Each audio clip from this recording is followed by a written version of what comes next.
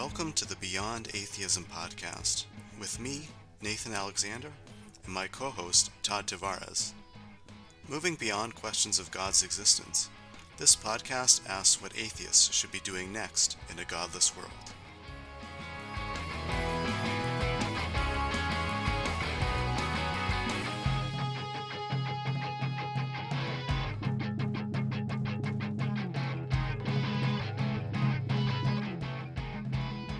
Why are certain countries or even certain regions more secular than others? We explore this question today by examining the history of irreligious behavior in the Pacific Northwest, especially the province of British Columbia, Canada, and Washington State in the United States.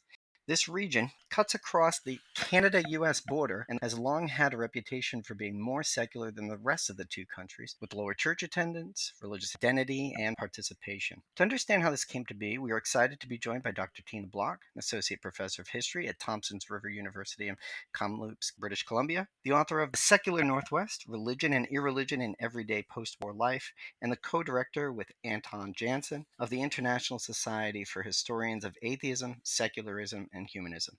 Tina, welcome to the Beyond Atheism podcast. Oh, thank you so much. I'm really happy to be here with you. Thanks, Tina, for coming on. It's definitely exciting for me personally because it's some Canadian content on the podcast for I wonder if just as a way to start, if you can just sort of tell us a bit about your own background. So your book is about the Pacific Northwest. Are you from that area? No, I'm not from the Pacific Northwest, although I live in the Pacific Northwest now. So I live in Kamloops, British Columbia, which is in the interior of British Columbia, but I grew up in Calgary, Alberta, so the neighboring province, and then spent most of my youth and did my undergrad at Calgary.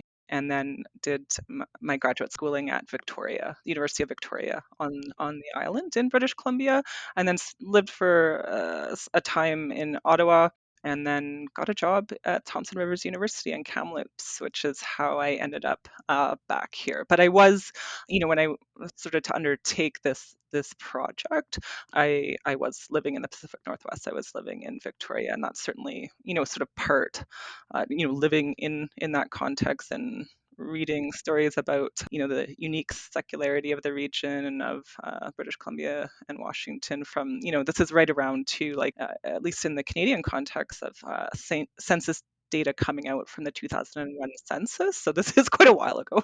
um, but data coming out about and so reading headlines about British Columbia most godless or least religious and that kind of thing, that kind of sparked my interest in the subject. That's one of the interesting things about it, because when you look at post-war secularism, the U.S. at that time, U.S. is now still a pretty religious country, but I think of it as a very religious country, whereas I really don't know anything about Canadian religiosity at that time. And you're finding this is a very secular region, and it's got this twofold interest. One is you focus on the irreligion of a particular region, one that crosses national boundaries. Hmm. That's surprising. And the other thing is secularism is particular to this region. Why should we think about it as a region on the one hand, and how secular are we talking in the 1950s and 60s? Yeah, I think those are both really great questions. So so when you look at the Canadian data, and there's more data in the Canadian context, partly due to the requirements of the separation of church and state. Questions regarding religion, as I'm sure you both know, aren't asked in the American census. So, but in Canada, there's this really rich source. I'm not saying the census is the be all and the end all by any stretch, but there is a rich source there. But there are, as I'm sure you both well know, many surveys and church membership studies, and all that kind of stuff, which can be drawn on Gallup polls and so on. And so I wanted to do this sort of cross-border study because of the data that I was seeing, from the surveys, from the census, from membership studies that really pointed to this kind of, and it wasn't, I'm not the first person that came up with this. There were earlier studies that pointed to the sort of church membership trough sort of running up the West Coast, but that was particularly stark in British Columbia, Washington, and Oregon. And I basically just didn't do Oregon because of time and resources. And so I decided to focus on Washington and British Columbia, but could have included Oregon in that analysis. So, and then as I dug sort of deeper into it and start to do research, I think there's a number of things that suggest that in terms of religion, this did constitute a kind of cross-border culture, and that's not to say that the national border had no meaning or didn't impact things. And as you suggest, Todd, certainly, and I do argue that in the book, sort of the culture of religious belief, of sort of godliness, of sort of anti-atheism was undoubtedly stronger in the United States than it was in Canada, particularly in the 50s, but also into the 60s and beyond. But again, I felt like I found enough similarities within that region, within British Columbia and Washington State, to make this argument that in terms of sort of rejecting religious involvement, organized religious involvement, in particular, that there was, a lot of similarities, and that it did sort of constitute the sort of cross-border secular culture, and that these commonalities distinguish that region in many ways from other parts of both Canada and the United States.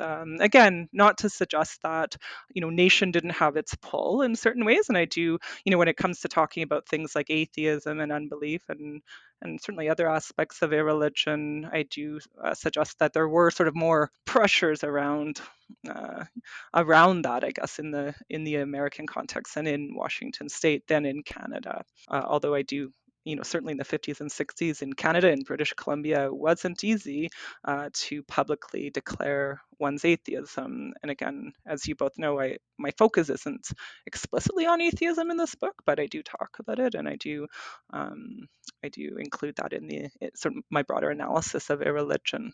Part of the story of why why the region is different probably relates to the experience of white settlers coming there in the 19th century. Maybe you can talk about that.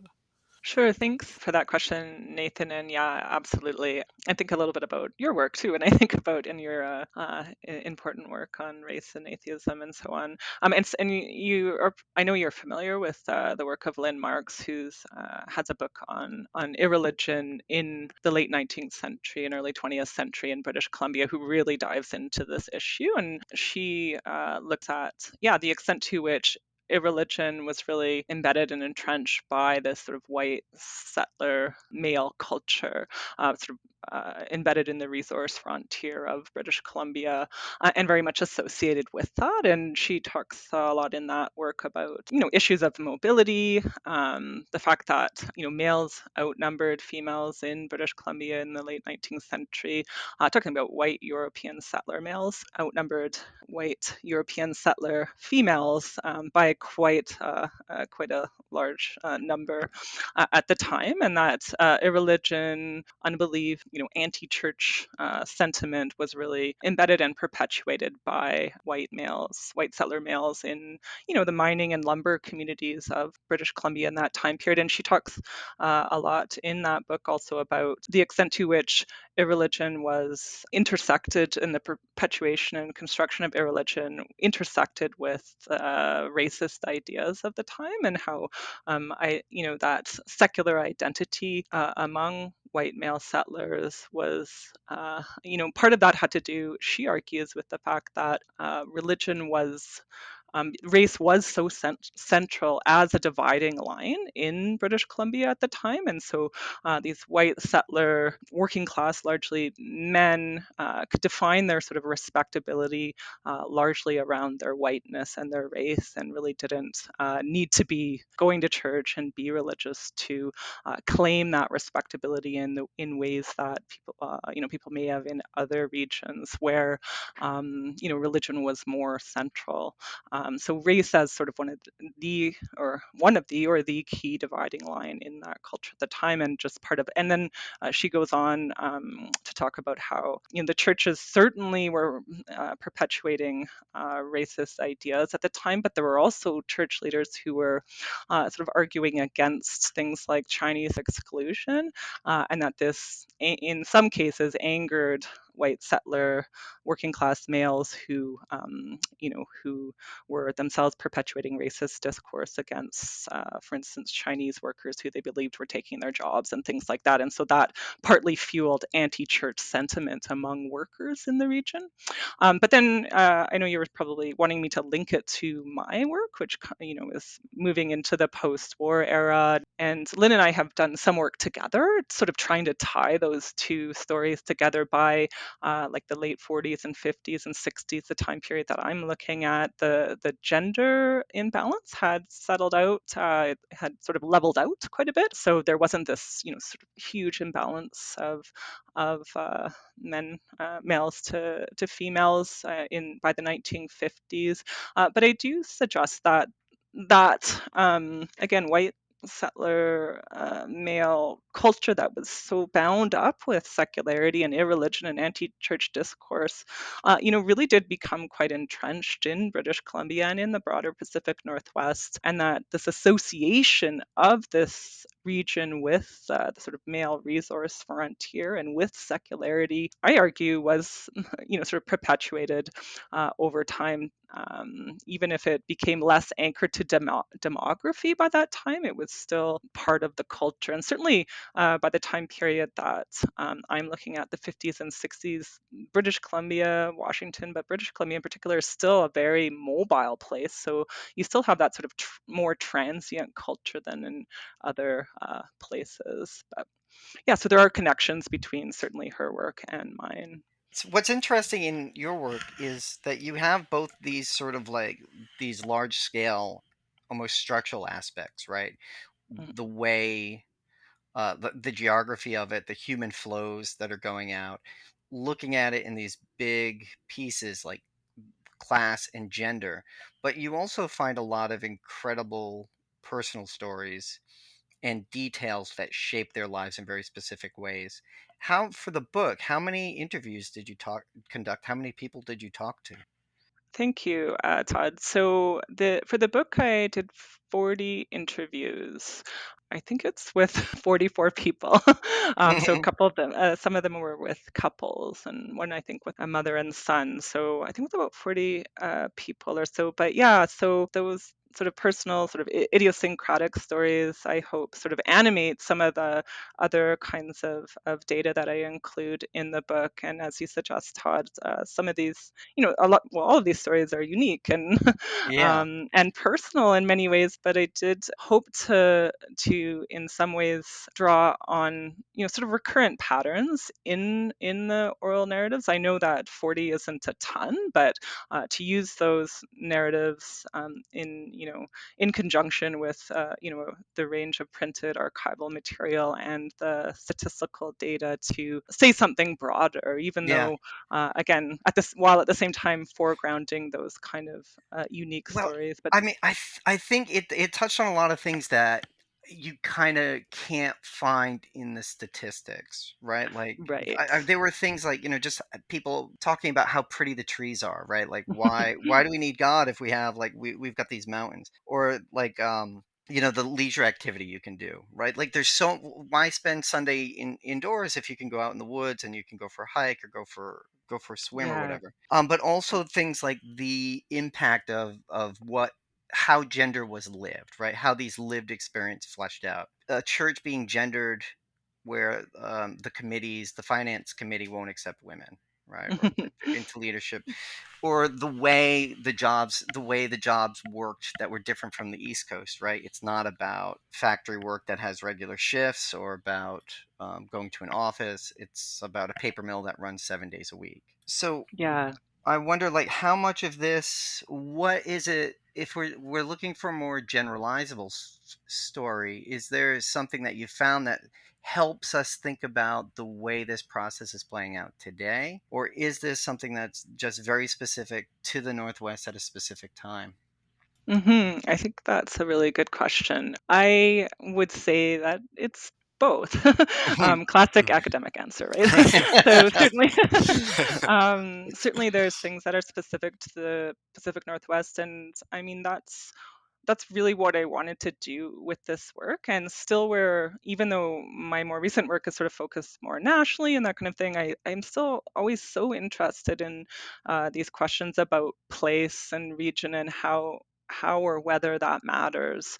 And I think it did. So it was unique, and there were unique things to that time period as well as that place, right? So the 60s in particular, you see, a surge of de-Christianization, criticism of Christianity in the churches, and a sharp decline in certainly in organized religious involvement, not just in Canada, but in the States as well, and in Britain, and not just in British Columbia, but in and some of the unique things I think in the Pacific Northwest is that actually those changes were less dramatic in some ways because the Pacific Northwest had so long been sort of relatively, religiously uninvolved, I guess, in a broader sense. So the sharp decline in organized religious involvement that the 60s and into the 70s that we saw in Canada didn't impact British Columbia in particular as much as it did the rest of the country. Although you do see that play out there. In terms of larger themes, well, I mean, the project that I'm doing more recently is interviews with does involve sort of interviews explicitly with people who claim atheism or who have lost their belief or call themselves non-believers, and historically, so looking primarily at people who, into the 70s, 80s, and 90s, and so on, lost or sort of never had any religious belief and claimed atheism. And so I see from thinking about the conversations I had for my book and the data that I had in my book and some of the quantitative or archival material that I included in my book, I see a lot of resonance with the stories that I'm hearing now from people across Canada, not just in British Columbia. One of the patterns that I see, again, not to deny, as Todd mentioned, the uniqueness of each individual story, is this sort of hesitancy around atheism, right? And to claim atheism or even non-belief, and that so many of these sort of journeys to unbelief, and I saw that in my book in that earlier work, and I'm also seeing that in my more recent project, that people will sort of reject, sort of actively reject organized religion or the churches in particular, and then only many years later sort of come to an active, sort of a claiming of unbelief or atheism, if they ever do, right? A lot of times it's just sort of an indifference or, Callum Brown, as you both probably know, Callum Brown has written a lot about this and has shown how often these journeys to unbelief were gradual and involved long, long periods of not thinking about God or issues of religion and so on. And that's, I would say, a pattern that I see in my more recent work with people I'm talking to today, and I saw in the book. And that was even in a place as secular, relatively and comparatively, as British Columbia. That's still something that I saw, and that I think, and that it was clear certainly in the 60s, 70s, and honestly, I still see it today, where people face stigma for openly calling themselves atheist, right? Whether that's and they would sort of change that, you know change their identity, or I guess their open identity, based on the where they were and who they were interacting with. So that I found that in my book from the earlier time period, and I'm finding that more recently as well.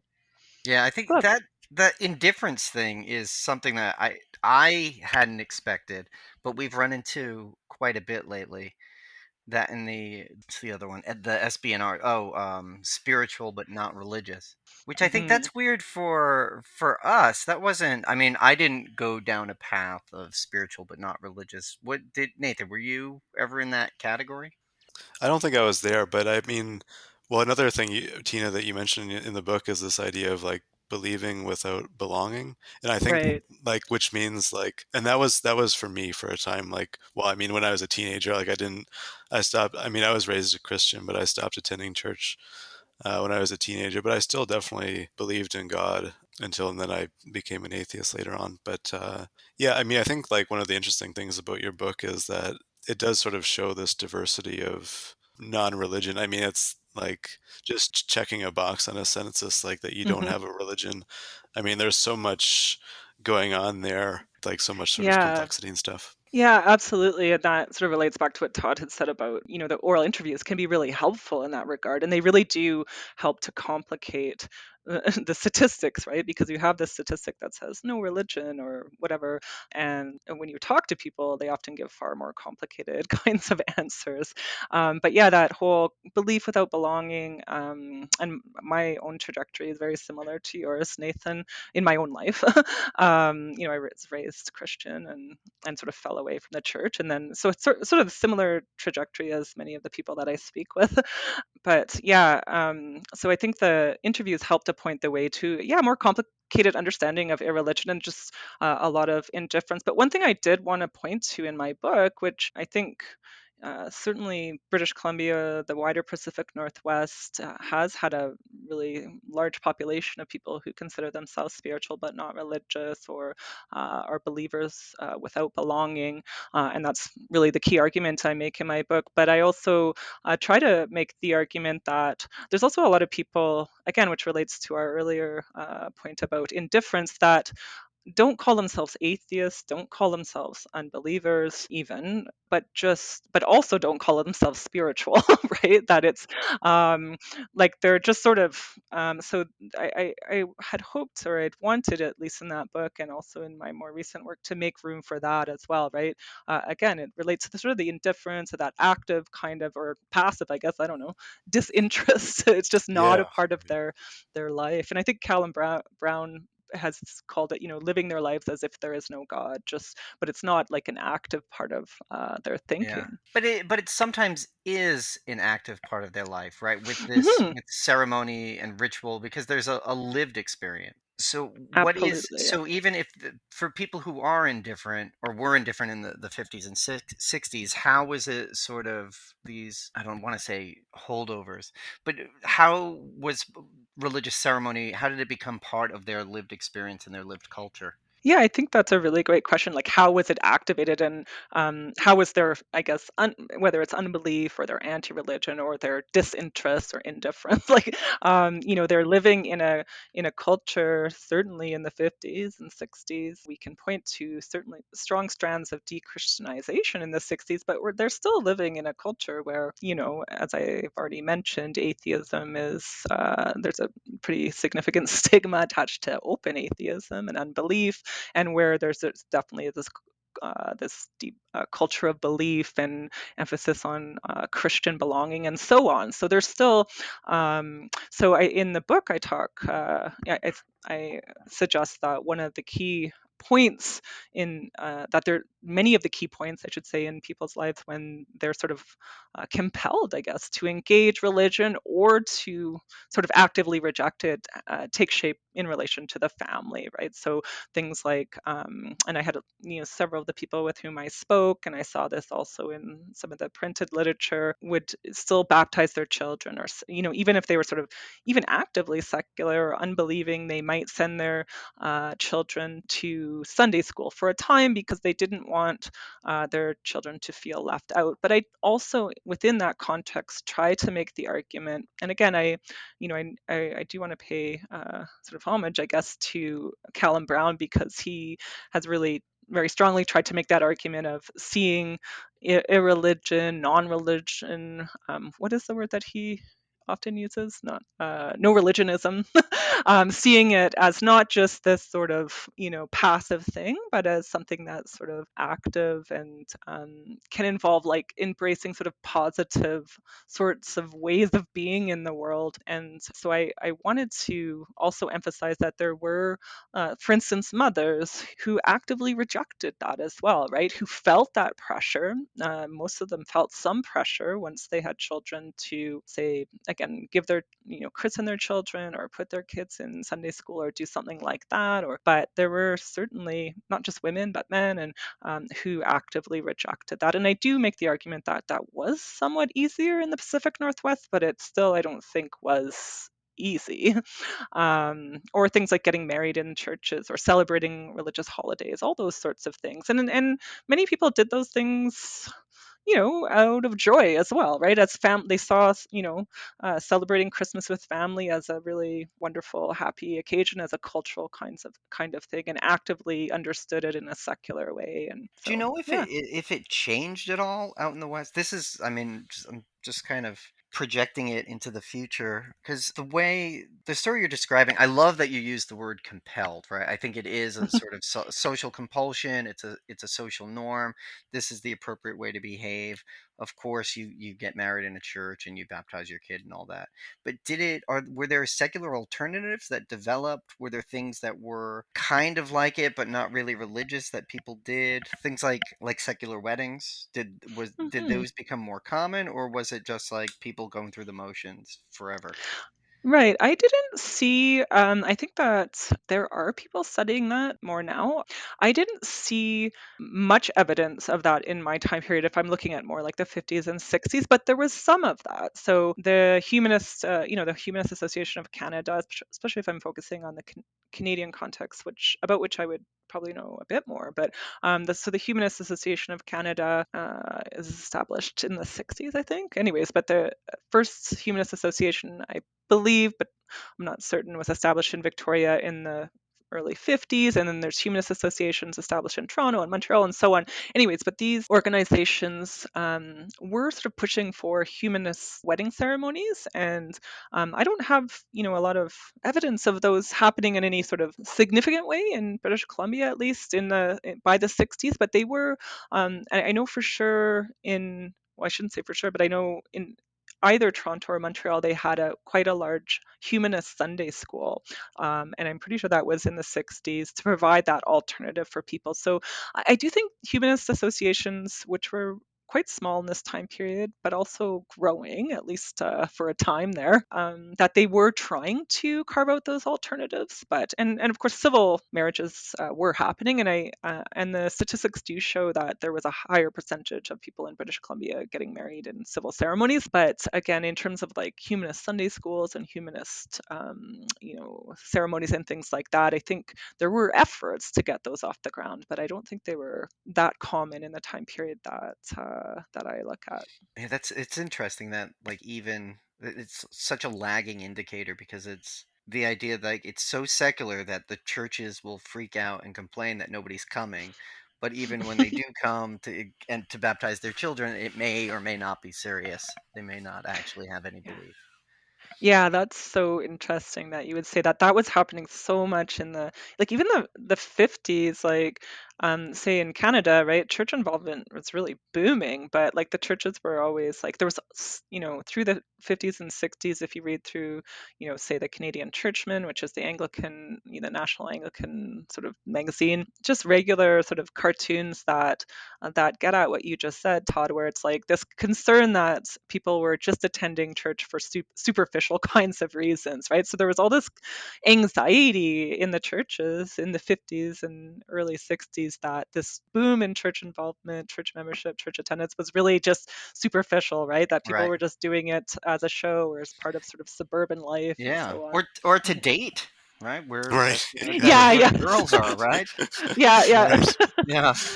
Yeah. yeah, Yeah. absolutely. It's funny because like last week we were talking with Victoria Smolkin, who is studying the Soviet Union, and like I mean we were sort of talking about this similar kind of case where I mean obviously the Soviet Union was atheist, but the atheists were not really happy with how enthusiastic the people were like in Yeah. terms of their atheism. Yeah. But it's quite funny. I mean like at the same time that there's this Yeah, in that is funny. both Like like the literally the same yeah time in the Soviet yes Union, the communists are complaining yeah that right it's not atheist enough. yes Oh Yeah, man, that yeah is there's still funny, eh? yeah. yeah That's yeah.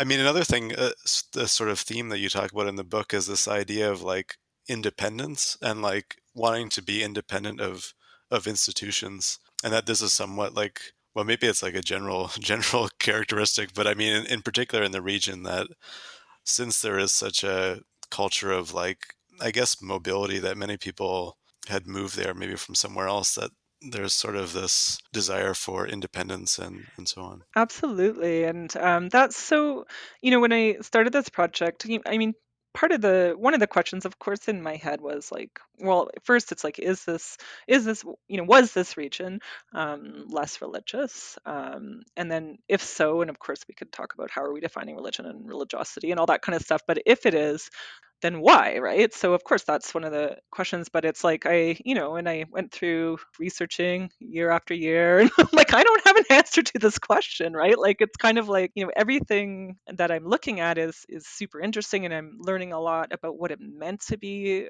non-religious in various ways and what that meant in people's lives, which is, is really where my interest lay anyway. But I really was like, well, how, what's the answer to that larger question of why? And as you suggest, Nathan, that's one of the places that I landed like towards the end of the book. Was I started to sort of read into the sort of literature on place and cultural constructions of place and region, and then just trying to draw those sort of strands about how the Northwest was and continues to be constructed as this place of independence and linked to the frontier. And there's lots of course, problems with those constructions, and they are kind of imaginary and so on. But it is a strand that runs through many of the oral interviews. Certainly runs through a lot of the printed archival material, church literature, and so on. This construction of the Pacific Northwest as this sort of independent, anti-authoritarian place, and that not being involved in religion was part of that in a really sort of, from the perspective of many people with whom I spoke, in a really positive way, right? And that, I was trying to think of ways to sort of link those two. And I think in many people's, in telling their narratives, they did link those two concepts, as you suggest, Nathan. Independence, and I don't need the church as a crutch, and Hmm. we here in the hardy Northwest, we Right. don't need Yes. that the church as a crutch, and so on. And again, the extent to which that's grounded in reality, I don't know, but in terms of how the region has and continues to be constructed, I think tells us something about, or helps to explain, I guess, that secularity Yeah, of the I had region. heard stuff like that when I was living in Seattle. That's where I attended grad school. And Mhm. one of the things we would hear about, like if I asked locals, it would be things like, well, like the churches got stuck in the mountains on the way over. They didn't quite make it all the way to the coast. Because and it's seen, and even now, like, I mean, if you look at a place like Seattle, the demographically it's changed completely over time. The makeup's changed. It's become very, like, especially universities are very transient, but the sort of tech firm culture has been a magnet for other people. But it's still, that story is still kind of perpetuated, that, like, yeah, we got out here, and the churches didn't make it as far as we did. We're a different people. It's all about moving from somewhere else and leaving all that stuff behind. So it's definitely still part of that, that imagined community, that shared historical narrative of people who started somewhere else and ended up there Right. and That's didn't bring super that with them. interesting. Yeah. Yeah, that's interesting that you heard that. And yeah, and again, like I said, I heard that. Well, I read it and then I heard it from the interviews, and often and then it's connected often to those ideals of being hardy and independent, and often to, which very much belies the racist history of the region, but to this ideal of tolerance and being, accepting and freedom and those kinds of things. So yeah, it's quite interesting for sure. Mm. One of the interesting things about, I guess we've already kind of touched on it a little bit, but like the idea of mobility, and obviously it seems like it's a lot of cases of people moving like when they're single and they're not bringing along a family, and that seemed to be, I guess, the importance for religion and family kind of working together. And if you're a single person, maybe there's less of that natural pull to a church, perhaps. Absolutely. I think that that's a big part of the story in my view, right? That religion often takes shape within families, religious practice anyway. And I'm finding that in some of my more recent work and interviews as well, just that, again, being away from family allows, in many cases, allows people to, yeah, stop going to church or to live as open unbelievers or so on and so on, right? So and yeah, I found that for sure in the book that, and the fact that, as you suggest, Nathan, the fact that this region was more mobile than other places meant there were more people who were perhaps single, without families, moving to this region, or just moving away from their extended families. And a lot of, as I suggested, again, a lot of religious practice just sort of perpetuates on itself, right, within a community. And if you're sort of in the same community perhaps that you grew up with and you've been going to church with your mom, you might continue to do that, whether in the same way that, as I write about in the book, people might baptize their children or get married in a church, out of respect for their families and maybe not so much for any sort of religious feeling. So yeah, I think being apart from families, and the fact that the region is more mobile, has a lot to do with it, I think. Yeah, and historically, for sure. Yeah. Yeah. And has it, so I guess the follow up for us, because this is, you examine a period of time in the 50s and 60s. Do you know how it compares to the rest of the country now, both Washington's, or at least in BC? I'm pretty sure Washington State is still very secular compared to the Mhm. U.S. Yeah, as far as I know, well, certainly BC. Yeah, and you're right, Todd, that I know less about in present day about the Washington, but yeah, for sure, those that regional distinction still holds. But I also think, at least again, drawing on the census data, so thinking about the British Columbian context here, that. Distinction has narrowed over time, which I think is really interesting because it suggests, and again, I'm just thinking about the census data, the proportion of the population claiming that they have no religion, that has continued to grow in British Columbia. It's continued to grow across Canada, but that gap has narrowed. So, the proportion of the population claiming no religion, like the stat I can remember from my book, I guess, was in 1971. I think it was a roughly 4% in Canada said they had no religion, compared to 13% in British Columbia. And again, as we get closer to present day, it's still distinctly non-religious in British Columbia, but the gap has narrowed, which I think suggests that, in some ways, a lot of the trends that have been happening in British Columbia are sort of happening elsewhere, right? So perhaps we could argue that British Columbia is at the forefront of broader national trends, and maybe we can argue that in the States too. But I'm, again, without the census data, I'm not as familiar. Yeah, and do you know if how has church, like religious composition, if that's the right word for it, like membership, changed in since the 1960s? Because I know, like, so at the time Quebec was thoroughly Catholic. Is it is has that remained? Like, you have a very Catholic region, you have very Anglican regions, or have there been shifts in what sort of religion people are? I mean, that's a good question. I mean, I think Quebec is still largely Catholic, although, um, as with the rest of the country, well, and I mean, in Quebec, during the 60s, certainly in terms of church involvement, there was a huge drop in Quebec. But it still has a large Catholic population and still associated with Catholicism. I don't know if there's been significant shifts over time, in terms of, sort of the denominations across Canada. I guess that I would know most about is just that the 60s and 70s saw a substantial drop, and that a drop across the country, certainly.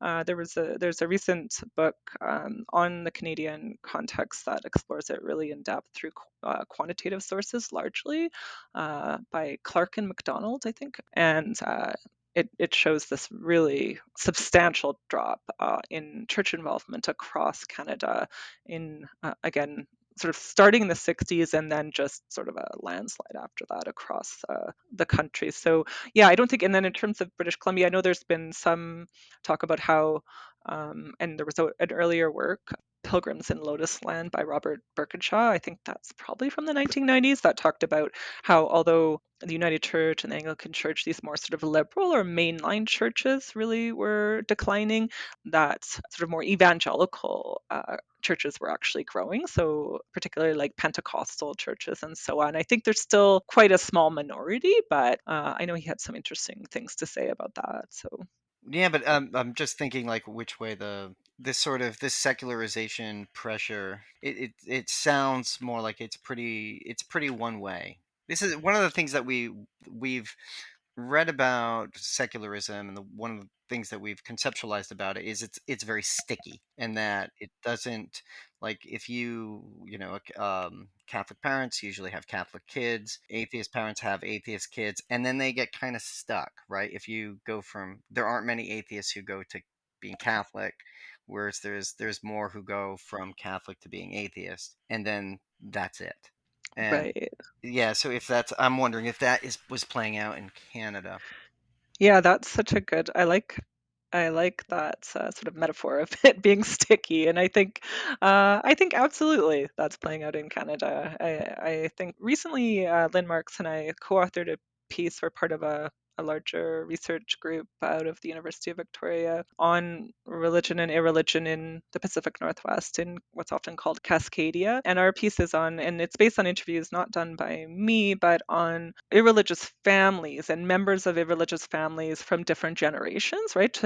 And it's looking at the extent to which irreligion was and has been passed on within families across the 20th century and into the 21st century.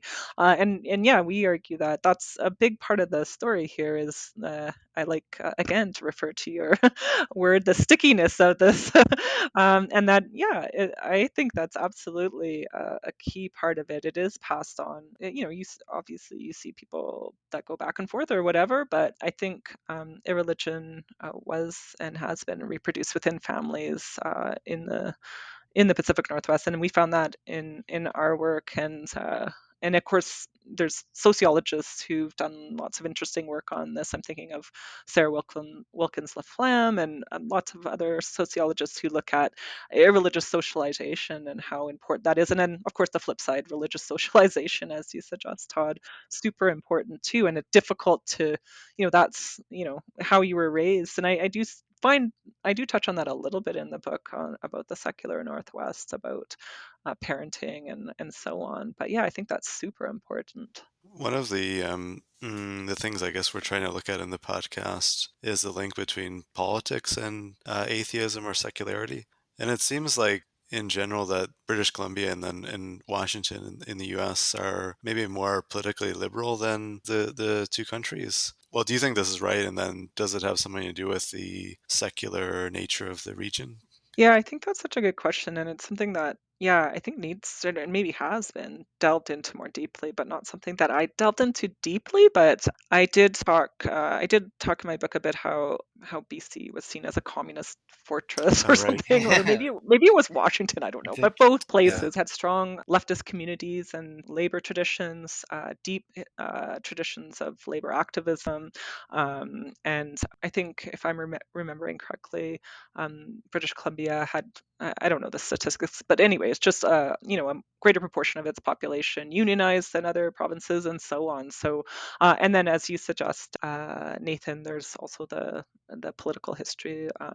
It seems to have, I mean, British Columbia has kind of has gone back and forth a lot, but it does have a strong sort of leftist liberal tradition. So I think there is a connection there. Again, it's not one that I've probed deeply. That's another question I do think there are sort of sociologists who are working in present day are looking at a bit more and seeing if there are connections between, yeah, voting behavior and irreligion. And I think there is something there. And I do, again, in the book, talk about the connections between that labor tradition and irreligion. But in terms of sort of politics more directly, in terms of voting and stuff like that, I haven't looked into that as direct. But I do suspect a connection for sure. I think in a couple of the interviews it came up where people were either socialist or wobblies, and the Hmm. wobblies were the IWW, the International Workers of the World, who are basically internationalists, anarcho-communists, really Hmm. far left stuff.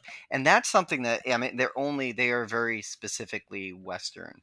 Like Right. they had a Yeah. presence there. And one of the other connections it made for me was the when you were talking about unionization, the longshoremen, who are a huge part of Seattle, and were radical at the time. They'd radicalized the whole coast in the 20s and 30s. They're one of the only truly international unions in the U.S., and I think it's just like it's the West Coast and Canada. They have like connections between the Vancouver, Victoria Right. longshoremen and Seattle, San Francisco. So these aspects of like there seems to be this overlap between regionalism, that shared sort of culture, that shared sort of politics, and irreligion. Absolutely. Looks like Yeah, it. absolutely. And you're kind of reminding me of certain aspects of my book too about, yeah, because there was, yeah, definitely some discussion and, yeah, a couple interviews that talked about, yeah, deep, yeah, and socialist connections to socialist traditions and the IWW. And again, that connects to Lynn Mark's work on the earlier time period, for sure. I think that's a part of the story for sure. Well, maybe I think the time has flown by really quickly. Ah, Maybe just to doesn't it sort of, always? yeah, just to wrap up. I mean, like you sort of talked about your current research, like here and there, but can you tell us, like, what are you currently working on now? Sure, thanks, Nathan. So yeah, my in the book, my focus was on the sort of the vague category of the religiously uninvolved, and so there were some, certainly some among my interviewees who were non-believers or atheists, but I think the larger proportion were still, believers, but sort of just not involved in an organized religion. And so, and then in doing that study, I talk a bit in the book about a woman I came across in the archives by the name of Marion Sherman, and she was an active vocal atheist in Victoria, British Columbia between 1946 and her death in 1975. And I mentioned her a bit in the book, but it certainly wasn't a focus. But I was really drawn into her story, and her papers include because she would be interviewed on CBC about her vocal atheism, and she was just very vocal about it. And so her papers at the UBC or the BC archives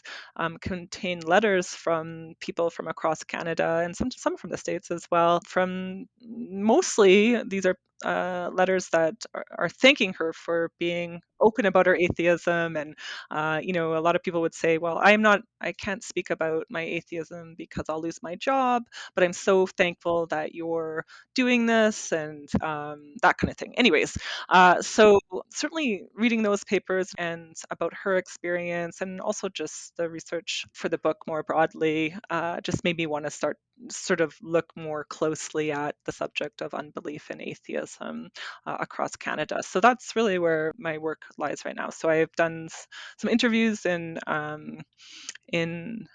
many in British Columbia, and it's often easier for me to find people to interview in British Columbia, which may relate to Mhm. the topic of our our Yeah, Oh, discussion right. today. of Yeah. course. Yeah, Yeah. yeah. But I did interview a number of people in Ontario as well, and I'm hoping to expand that to other provinces. Doing other sorts of research, similar kind of research that I did for the book, but looking more explicitly at atheism and unbelief, and trying to do a national study. So that's where my focus is right now. Hmm. Hmm. Hmm. Sounds Wow, cool. Yeah. it's gonna be great. Hmm. Well, Hmm. please come back when Yeah. Right. Yeah. when you've got more. We'd love to hear about that. We'd love to talk to you more. This was fantastic. I would love to. Thank you. That was fun to talk with Tina. Yeah. So, what did you think about it? Oh, it's Any amazing. thoughts? It's again, it's another book that's really rich. It's got this great top-down perspective from the church that's almost contradicted by the bottom-up view. And part of it is just it's not so much an explanation of how it happened, it's more a description of what it was like. And I think it's something that I don't know, do you think it's an accurate depiction of what we're experiencing now? What Because do you there's mean? a lot of overlap, right? One of the things she points out is even though it's known for being irreligious, there's very very few atheists, right? Yeah, that's true. Right. Yeah, I think that was one interesting thing about the book. And I even some of the other interviews that we did. so far in the podcast, this sort of middle ground, I guess, between religious people and then the sort of convinced atheists or open self-proclaimed atheists. Yeah. There is like that seems to be among sort of the people who are fall under the label of non-religious. It seems to be more common that there are these people who, they don't go to church and they don't identify with a religion, but they're at the same time they're not calling themselves atheists. Yeah. So I think, yeah, I mean, what to like, what to I sort of do with these people, yeah. basically. But it's so one of the things it makes me think is that that might just kind of be the default position of most Yeah, people, right? that's Like true. Yeah, that's just what we are. And if you live in a you put those people in a very, very religious context, they become religious. Or you put them in a less religious context, they're less religious. And you put them in a completely secular context, and they end up completely secular. yeah, Put that's them in a true. pagan one, you get pagans, something like that. Yeah, that's true. Because so much of this, like with Victoria Smolkin in the Soviet example, so much of it was about the lived experience, right? It's not about the intellectual ideas shaping the world. It's about what you do every day and how you relate and connect to other people, and that's super important. Mm-hmm. Mm-hmm. That's what I think Yeah. stood out to me. And I think another thing is just that there are just some people who are not joiners, sort of that like they don't feel the need to have that community. I mean, or I guess they maybe, or they find it in different ways, maybe. Yeah, right. Or yeah, you find what's available, or you make it your own. Especially like related to this is just that sort of the cultural indifference to religion, and Mm-hmm. this also came up with Victoria, but this idea like you don't need to do it, right? There's no one coercing you to do it. If you are religious, that's fine. If you're not religious, that's also fine. And when we think of a secular society, I think for most atheists, that's the position we want, where there's no one sort of coercing you or compelling you Yeah. to become a religious person, to do these religious things, to behave in a specific prescribed fashion. And that makes a big difference. Because in like what we there are lots of things we didn't talk about. The things like atheists can't get government jobs, right? That was a law that Oh was yeah. coercive. That's gone, right? We don't need to worry about that anymore. So people can drop out of religion with no worry. But for a lot of the world, and even I would say there are definitely communities in America, definitely in Canada, where you have to be a member of a church. And not just in Utah, not just the deep south, where it's mandatory. Basically, it's mandated by society. You're not going to be able to get a job if you're not a member. You're not going to be able to have that social capital. And that mark of secularism that we want is where you don't need to do that. You don't need to proclaim things to be true that we know are not true. You don't Mm-hmm. have to kneel before a God who is not there, who's just people demanding you comply with them. That indifference is, I mean, it's nice to see in that it existed, right? That there are places where it was Yeah. already like that. And what happens when you do that, when you treat people freely, they behave freely. Yeah. One thing I was thinking about, like the sort of indifferent people and the non-religious, but not atheist, but not Christian or any other religion, is just like sort of from a political perspective. Presumably, if one is interested in kind of mobilizing like a secular coalition, sort of, obviously like the atheists are sort of on board, but like how to get the indifferent kind of interested, because obviously they don't want to have religion controlling their lives or anything like that. So how do you mobilize them politically, I guess, is kind of a question perhaps. Yeah, and I mean, this is something where the historical works don't really tackle, right? There, because there's some things about labor flows, right? Like people moving to new places, things about like the length of the day or how much money you have, or just you disagree with the church. I think, and we've seen that here too, right? Lots of people, the church is against homosexuals, so they leave the church, Yeah. right? Because they're gay or their friends are gay or something like that. Other than just like disagreeing with the church, how do you do it? Well, I think there's definitely the legal ones, right? You get rid of these legal prescriptions where you can't be an atheist and have a government job. But another part that we don't, I mean, we there's no one really directly in control is you change that lived culture, right? One of the big things in the book that Tina wrote about was ritual, right? So even though it's a very secular place, people still get married in churches because it's nice, and they still get their children baptized because it's what the family wants. So how do we change our family culture? How do we change our live experience? How do we change our ceremonies? And I don't know, do you have any like non-religious rituals? Like Um, annual traditions that are irreligious? well, I don't know, birthdays, I suppose. I don't know. I mean, I don't know. I'm not sure. Right. I mean, we got the Yeah. big ones, like in the US, we've got the 4th of July Yes, and that's true. Labor Yeah, that's Day true. and Christmas and New Year's. None of those are religious. Like, yeah, like for Yeah, Christmas, that's people true. still celebrate Christmas with a tree and gifts, even though Yeah. they don't have the religious aspect. But like weddings, funerals, these are things that are there. What are the secular alternatives? What are they like? Yeah. And how do we live them? Yeah. I mean, I think it's like a wedding or something. Like, obviously, it would be cool to get married, like in a cool building. I mean, like, Yeah. Yeah. I meant just like again, while talking about last week with Victoria, there was the like the Palace of Weddings or something in Yeah, the right. Soviet Union, and Yeah. I mean, I guess people do that now. Like they choose if they're not getting married in a church, like they choose like a nice location or wherever, like a outdoor location that's very scenic or something like that. Yeah. But it would be cool. I mean, like to have a 200-year-old building or whatever that is really really cool, but it's totally secular. I mean, Right. Yeah. yeah, Yeah, with that's like the way to yeah, do it. like cool architecture and like art on the walls and stuff like that. Yeah. And I mean, and this is something I wonder how many people are like what percentage of weddings are still religious. That Hmm. would be Hmm. interesting. We need a Yeah. divorce ceremony. I think that would do it. If there's a secular divorce ceremony, Yeah.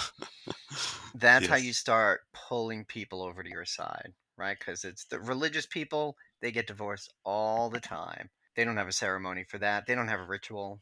Secular people come up with a ritual. And when you do, you can hit me up on Twitter at Yes. Nath Galexander, Yes. and we'll share that. And we'll make sure everybody's got the birth ceremony, a secular birth ceremony, a secular naming ceremony, secular birthday, secular divorce ceremony. It would be nice, I think.